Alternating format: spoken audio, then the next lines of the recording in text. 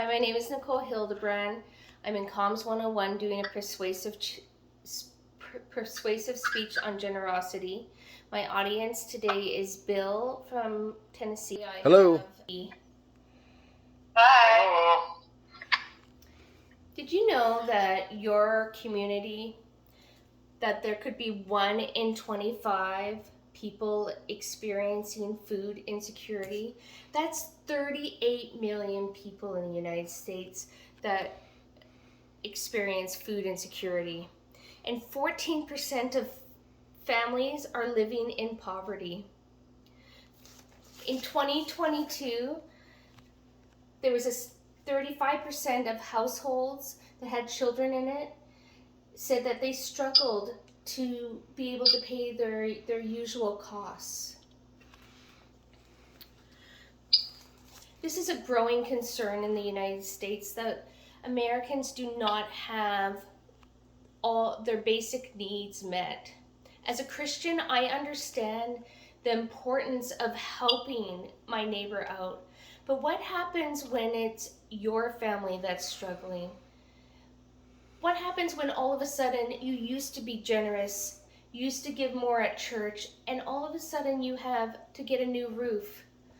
COVID shuts down, you're both not working. Well, I've experienced that, and all of a sudden, what our normal was gone, and you're struggling to make ends meet. You know, you got to look for your sale items, you take out some 401k to pay for the roof, you do whatever you can to try to be able to pay all your bills on time. And this is a growing concern in the United States. Families are struggling and have food insecurities. Now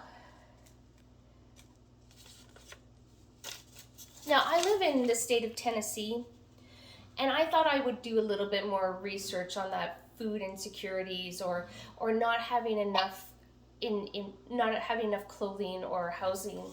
And I learned that 7,000 homeless people live in Tennessee, and 900,000 are facing hunger. And 1 out of 5 families are either close to poverty or in poverty. Those are really big numbers. And then when you break it down even more, my kids go to a school that's rated at 8 out of 10. I'm in a good neighborhood. I would never know if anyone was struggling in my neighborhood. But then you start learning about your community, and I found out that at the school they attend, 32% of children are either getting reduced lunch or free lunch. So you can see that these families are struggling. They're struggling to be able to have clothes for their families and pay their bills on time and have affordable housing. And many families experience this. And not only that, I think we have to understand that as we experience this, a lot of families do not qualify for federal program, and they have to visit their local food bank or food programs in their area. And being hungry impacts everybody. It doesn't discriminate. It doesn't matter if you're young or old, black, white, Hispanic. It can happen at any time. You could lose your job. You could be fine one day, and then a natural disaster happens, and now you're without a home. Life happens, and as Christians, we have to help others and be able to be generous with our time, with our money if we have it.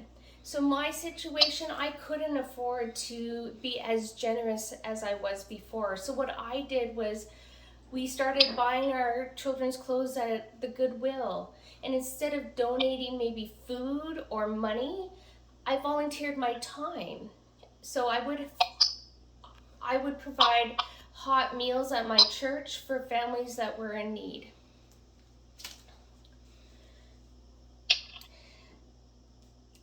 In 2021, 53 million people lost jobs. So that and had to turn to food bank or other food programs. So many Americans have hardships, and we need to be able to come together and figure out a way to stop our neighbors struggling. And the only way we can do that is by being generous. So I encourage you to go out there and make a difference in your community. And when you're out and about, look around. And if you don't have the time, then donate your old clothes or offer financial, if you have financial means. And find organizations to help your neighborhood out. There's Red Cross, Feeding America. There's so many different things that you can help by either time or money. So together, we can create a better community and a stronger America with your generosity. Thank you.